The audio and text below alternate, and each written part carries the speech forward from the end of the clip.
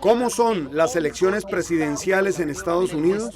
¿Quiénes son y qué representan Hillary Clinton y Donald Trump? ¿Cómo serán Estados Unidos, Colombia, Venezuela, Latinoamérica y el mundo si Donald Trump, candidato republicano, es elegido presidente en noviembre próximo? Los demócratas y Hillary Clinton creen que si Donald Trump es el nominado, los latinos estarán tan enojados y francamente tan asustados de la promesa de Trump de deportar 11, 12, 13 o 30 millones de personas en el momento que los votantes latinos saldrán en masa. ¿Cómo serán Estados Unidos, Colombia, Venezuela, Latinoamérica y el mundo si Hillary Clinton, muy probable candidata demócrata, es elegida como la primera mujer presidenta de la potencia norteamericana? We need to change that. We also need to work. ¿Cuáles son las diferencias entre Hillary Clinton y Donald Trump en lo político, lo económico, lo social, lo cultural, lo militar, lo nacional y lo internacional? ¿Por qué intelectuales como Noam Chomsky y Andrés Hoyos piensan que una presidencia de Estados Unidos en cabeza de Donald Trump es una amenaza para la humanidad? ¿Por qué el periodista Antonio Caballero dice que Donald Trump será el próximo presidente de Estados Unidos? ¿Por qué Vladimir Putin, líder de Rusia, quiere que Donald Trump sea el próximo presidente de Estados Unidos? ¿Queremos tener relaciones equitativas? Sí queremos, pero siempre con el respeto de nuestros intereses nacionales, tanto en la esfera de seguridad como en la economía. Si Donald Trump es elegido presidente de Estados Unidos, él invadiría Venezuela para tumbar al presidente Maduro, para abrirle las puertas a una intervención gringa en Venezuela, o extraditaría a los jefes negociadores de las FARC en La Habana para dar fin al proceso de paz de Colombia. ¿Por quién van a votar los colombianos en Estados Unidos? ¿Por qué? ¿A los colombianos en Estados Unidos les conviene que gane la presidencia Hillary Clinton o Donald Trump? ¿Por qué? Bienvenidos a Colombia sin Fronteras, el programa sobre las relaciones de Colombia con el mundo, sobre la situación de los colombianos en el exterior. Como siempre, estamos con el doctor Jaime Buenahora, representante a la Cámara de los Colombianos en el exterior. Feliz Día del Padre. Muchas gracias, Jairo, y un saludo para toda la audiencia y feliz día para todos los padres de Colombia. Muy bien. Doctor, comencemos antes de iniciar con el tema de hoy, que son las elecciones presidenciales en Estados Unidos. Hablemos de su vida en Estados Unidos, de esos vínculos que lo tienen a usted atado a ese país. Pues la verdad que de corazón estoy mucho más atado a Europa y particularmente a Francia, pero las circunstancias me han llevado a vivir en los Estados Unidos. Yo tuve oportunidad muy joven de ser becario de American Field Service y vivir con una familia americana un año completo. Fui al high school, aprendí inglés, pero regresé a Colombia, estudié Derecho y Economía acá y bueno, en un segundo momento tuve la oportunidad de ser cónsul general de Colombia en Nueva York y después tuve una oferta por parte de una universidad para dirigir una maestría en Diplomacia y Relaciones Internacionales y me fui quedando. Y luego vino la oportunidad de representar a los colombianos en el exterior en nombre del partido de la U y pues fui elegido en el 2010 y repetí en el 2014. Ahí estamos luchando por los compatriotas que viven fuera. Háblenos por favor de su familia, de sus hijos, quiénes son, qué hacen. Bueno, mi señora María del Pilar Bustamante es una gran trabajadora, vinculada también a la educación, como profesora en los colegios allá y muy activa en cantidad de labores sociales. ¿Y es cocuteña? Y comunitarias, exactamente, sí. Y mis hijos, bueno, dos en universidad en UPenn, dedicados a la ingeniería, a la ciencia de los computadores, actualmente trabajando en Microsoft los dos y el otro sí todavía en el colegio. Ah, muy bien, doctor. Además usted fue secretario de gobierno de Bogotá, viceministro del Interior de Colombia, ¿no? Así es, sí, hace unos años, hace muchos años ya, tuve la oportunidad de trabajar con el doctor Humberto de la Calle Lombana, siendo el ministro, y pues me invitó a que lo acompañara como viceministro del Interior. Y del mismo modo con el alcalde Enrique Peñalosa en condición de secretario de gobierno de Bogotá. Bueno, ahora sí entremos en materia, representante. Díganos quiénes son y qué representan Hillary Clinton y Donald Trump, los candidatos a la presidencia de Estados Unidos en noviembre próximo? Bueno, la verdad es que pocas veces en la historia de las elecciones presidenciales en los Estados Unidos uno ha visto que entre candidatos haya tanta diferencia. De un lado, pues el Partido Demócrata va a tener su convención y va a nominar a Hillary Clinton ahora en julio, y de otro lado el Partido Republicano a Donald Trump, pero el contraste entre estos dos personajes es inmenso. Hillary Clinton es una persona que lleva 40 años en política. Donald Trump en el campo político es todo un novato. Hillary Clinton pertenece al establecimiento de la clase política, tuvo oportunidad de ser gran servidora y en muchas causas durante la presidencia de su esposo Bill Clinton, 8 años en la Casa Blanca, pero no por ello uno tiene que desconocer a Donald Trump en el sentido de que también hace parte del establecimiento económico. Es un magnate del sector inmobiliario, un multimillonario y ampliamente conocido, pero en materia política es aún novato inclusive para el Partido Republicano, porque hasta hace pocos años ni siquiera pertenecía al Partido Republicano. En algún momento inclusive donó para la campaña de Hillary Clinton, como está demostrado que ocurrió en el 2008. Pero la diferencia mayor está en los temperamentos. Hillary Clinton es una persona, diría yo, mucho más reflexiva, que no arriesga, que va a lo fijo, con un gran sentido de la diplomacia, y Trump es una persona auténtica, sincera y directa en el sentido de que fácilmente se expone a decir lo que rápidamente pasa por su cabeza sin mayor reflexión, y por eso cae en la continua ofensa, el insulto, agrede comunidades enteras, etcétera, y tiene a veces que retractarse. Temperamentalmente la diferencia es enorme entre ambos. Entonces, ¿por qué Donald Trump avanzó tanto? Empezó muy bajo en las encuestas y ahora prácticamente van empatados técnicamente. Bueno, a veces no se necesita saber o conocer de un tema para captar atención, y yo diría que Trump recoge parte de ese mundo americano que tiene un sentimiento antiestablecimiento, anticlase política, que ha acumulado frustraciones de carácter económico, social o político, y por ejemplo, gran parte del blanco ignorante acompaña a Trump, pero ese blanco ignorante detesta a los hispanos, los latinos, considera que los latinos les han quitado los empleos, o en general todos los inmigrantes, y así hay muchas otras consideraciones. El mismo racismo está incubado en gran parte de ese blanco ignorante. Hay que decir que también hay un gran segmento poblacional, afortunadamente, de blancos conscientes, gente preparada, con un gran sentido de apertura, liberales, tolerantes, etcétera, que entienden las libertades tal como se conciben en los Estados Unidos en su Constitución. Muchas gracias. Mucha gente en Colombia y en el mundo cree que el presidente de Estados Unidos es elegido por voto popular, parecido como ocurre en Colombia, ¿sí?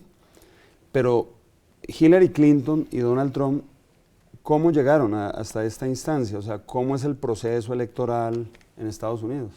Bueno, la campaña en Estados Unidos es supremamente larga, porque la campaña presidencial venía agitándose desde el año 2014, y en el 2015 empieza propiamente el proceso, y se acelera obviamente el 2016, en febrero, cuando empieza el caucus o las asambleas ya con delegados en Iowa. Y del 1 de febrero en adelante todos los estados empiezan a tener sus primarias. Allí sí se vota de manera directa, en forma secreta, por cada uno de los candidatos. Las primarias significan que cada partido puede tener 3, 2 o 16 candidatos, como ocurrió con el Partido Republicano.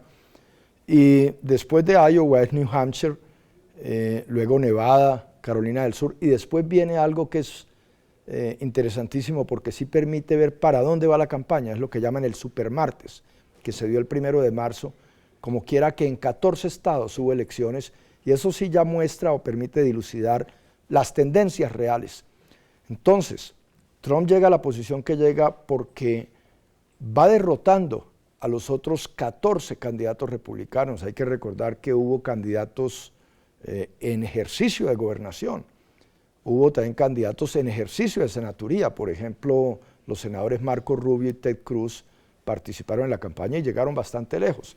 Inclusive un hijo de expresidente como Jeb Bush, que también había sido gobernador de la Florida, pero todos fueron siendo vencidos poco a poco en este proceso de los 50 estados, y Trump terminó siendo el más fuerte.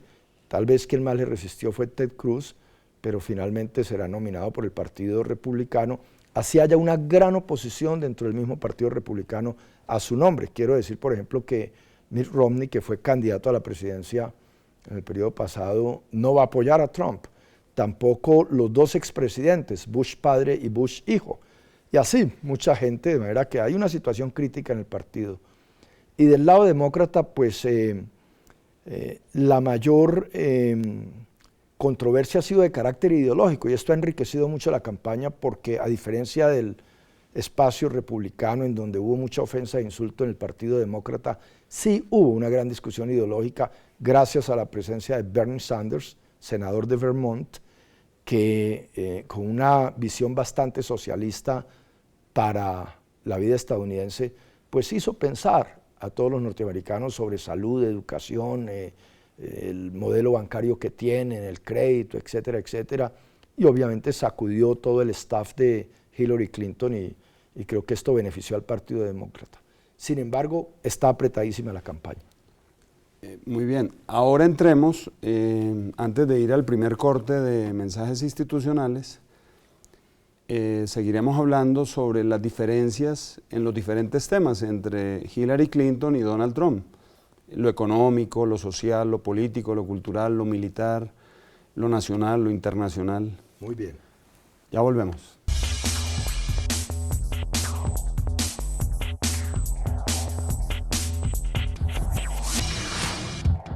¿Sabe usted cómo se hacen las leyes en Colombia? Según la Constitución y la Ley Quinta de 1992, estas pueden ser estatutarias, orgánicas y ordinarias. El procedimiento se puede dividir en 3 partes: iniciativa, debates y sanción.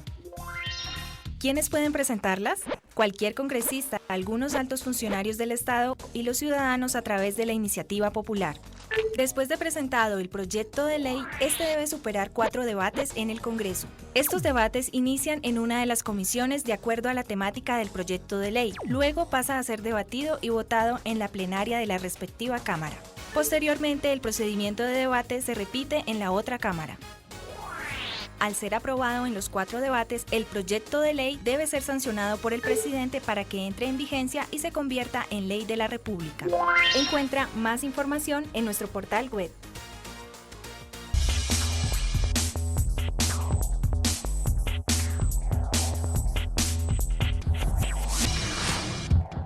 Seguimos en Colombia sin Fronteras con el representante Jaime Buenahora Febres Cordero. Representante, ¿cuáles son las diferencias entre Hillary Clinton y Donald Trump en los diferentes temas, en lo económico, lo político, lo social, lo cultural, lo militar, lo nacional, lo internacional, el tema de inmigración? Bueno, yo diría que para los latinos, por ejemplo, y para un gran segmento de los habitantes de los Estados Unidos, pues el tema migratorio es fundamental. Y Hillary Clinton, desde luego, tiende la mano. Ella quiere ampliar un poco la manera como se ha regulado todo el tema migratorio, y contrasta mucho con la posición de Donald Trump, que habla, por ejemplo, de la construcción de un muro entre México y Estados Unidos para contener las olas migratorias. E inclusive predica o quisiera exigirle a México que sea México quien lo construya. Esto es más vergonzoso que el muro ideológico de Berlín en la época comunista. Y Trump tal vez no entienda que a nosotros como latinoamericanos, a nuestros estados, en cambio, prácticamente se les ha forzado a que abramos las fronteras, a que no tengamos nada de proteccionismo, es decir, a que recibamos en calidad de inmigrantes a todos los productos, bienes y servicios que se producen en Estados Unidos. Y la esencia de una sociedad es el ser humano. De manera que es una gran bofetada, y ojalá los latinos entiendan que no pueden acompañar a Donald Trump de ninguna manera con esa posición sobre la migración. En otros temas, como por ejemplo el económico, Donald Trump, en su condición de magnate, de multimillonario, pues no me imagino tocando a Wall Street, me imagino unas tasas de interés más altas, me imagino mayor concentración de riqueza, lo propio que nos ha entregado la globalización, que no es solo un fenómeno mundial, sino en cada país uno ve la acumulación de riqueza. Y Hillary pues tiene como demócrata una visión mucho más social. Ojalá muchas de las cosas que dijo Bernie Sanders en la campaña sean tenidas en cuenta durante el gobierno de Hillary Clinton si llega a ganar la presidencia. Pero obviamente hay una gran diferencia entre la visión republicana y la visión demócrata sobre el tema social. Y en política internacional hemos oído 1000 veces a Hillary Clinton hablar del arma de la diplomacia, de utilizar la diplomacia y el diálogo hasta la saciedad, mientras que con Trump cualquier cosa puede suceder en el momento más inesperado. Hace poco, cuando la tragedia de Orlando, que lamentamos muchísimo, salió otra vez con su islamofobia, atacando a todos los musulmanes y reiterando su frase de que va a prohibir el ingreso a los Estados Unidos de cualquier musulmán. No conoce el Corán, no conoce la historia del Islam, no sabe que el Islam está vinculado al cristianismo y al judaísmo y que esas tres religiones históricamente son una secuencia, la una de la otra. Y es absurdo que llegue a pensar así, pero es su manera de entender el mundo, lo que obviamente muestra un desconocimiento total, muestra que hay un altísimo grado de ignorancia, pero bueno, todo está dentro de lo posible y por ahora las encuestas muestran que aunque aparece ganando Hillary Clinton, el margen de error todavía da para que podamos decir que hay un empate técnico. Representante, usted es un experto en Estados Unidos, yo apenas pues conozco Los Ángeles, Miami, Nueva York, he estado 6 meses allí en mi vida, sin embargo, yo siento que el apoyo a Donald Trump va creciendo, ha ido en alza, ¿sí? Por ejemplo, en Colombia, un periodista de izquierda como Antonio Caballero de la revista Semana dice, va a ganar Donald Trump.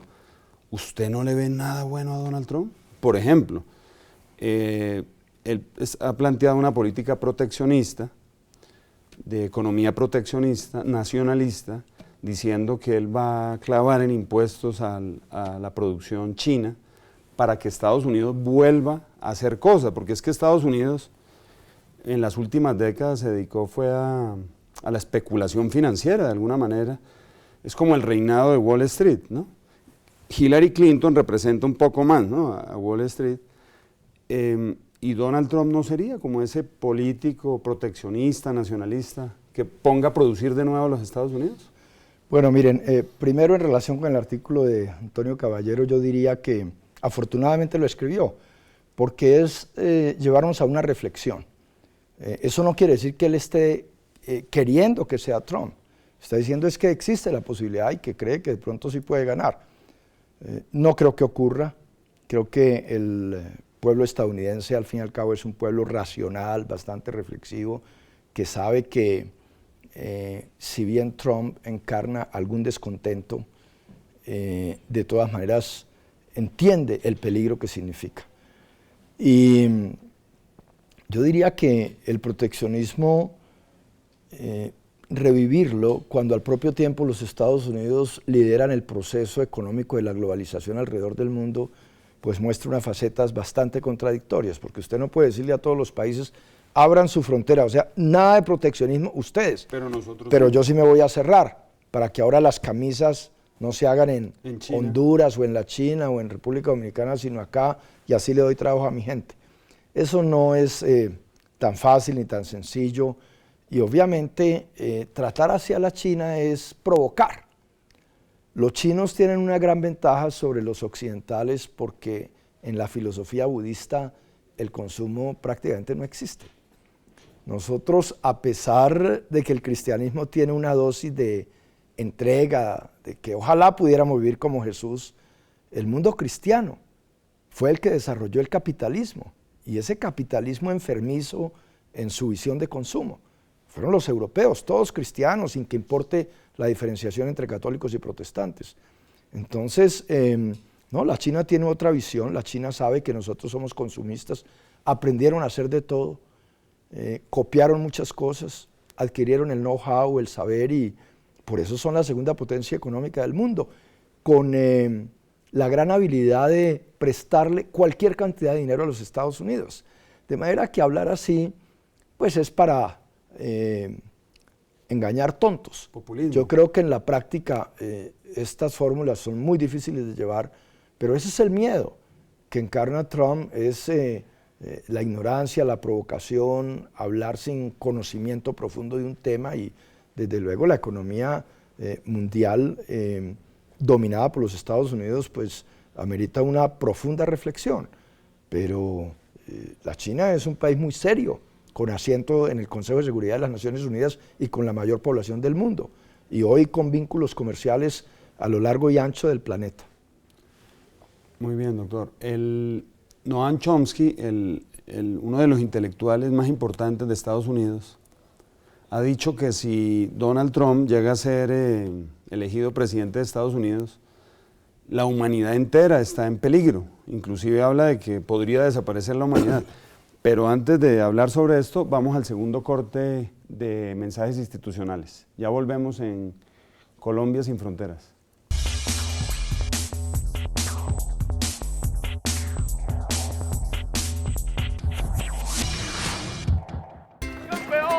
Colombia hace historia. Este joven ha dejado el nombre del país en lo más alto de las montañas del viejo continente. Maravilloso año. Pido un aplauso para la estudiante que se gradúa con honores y que ha sido ejemplo para todos sus compañeros.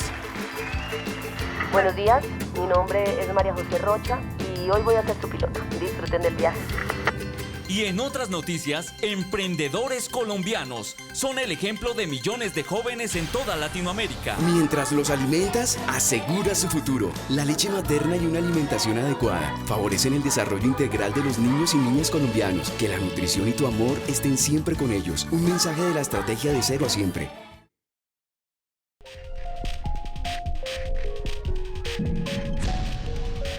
Don Chucho, ¿me regala una mogolla de chicharrones? Partida en dos. Hermano, le tengo una idea de negocio. Cuente. Vendamos canales de televisión. ¿Eso cómo es? Muy sencillo. Conectamos un cable al servicio de televisión que su mujer paga. Ese cable lo pasamos por encima de los techos del barrio y se lo vendemos a los vecinos. ¿Será? Venga, ¿y para eso no necesitamos permisos? ¿Qué permisos y qué 8 cuartos? El mundo es para los vivos. Eso me suena como raro, pero hagámosle. Ahí está la plata para cogerla. Necesitamos un cable coaxial.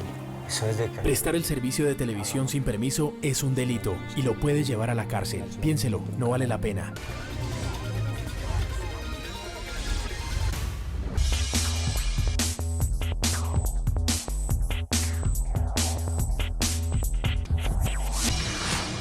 Estamos en Colombia sin fronteras con el representante de la Cámara de los Colombianos en el Exterior, Jaime Buenahora Febres Cordero.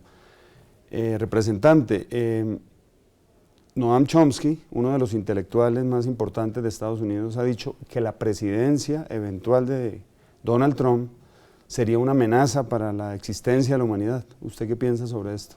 Pues pienso que con el mismo estilo y sentido de Antonio Caballero, nos lleva a reflexionar, a pensar seriamente sobre lo que significaría Trump, y desde luego Trump es una amenaza porque considera que los Estados Unidos pueden barrer el mundo, trátese de Rusia o de la China o de cualquiera de los pueblos fuertes del planeta.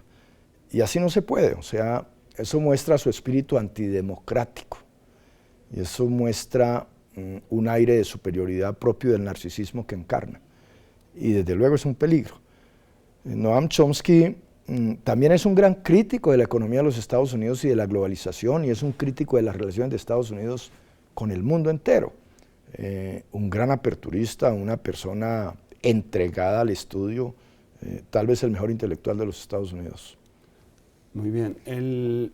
Hablemos ahora de las próximas elecciones presidenciales en noviembre de Estados Unidos y Latinoamérica, los efectos en Latinoamérica. Por ejemplo, representante, si Donald Trump llegara a ser presidente, ¿usted cree que que la mesa de La Habana se desbarataría, es decir, que el proceso de paz de Colombia llegaría a su fin, por ejemplo, porque Donald Trump pidiera en extradición a los jefes negociadores de las FARC, o por ejemplo que invadiera Venezuela para derrocar a Maduro?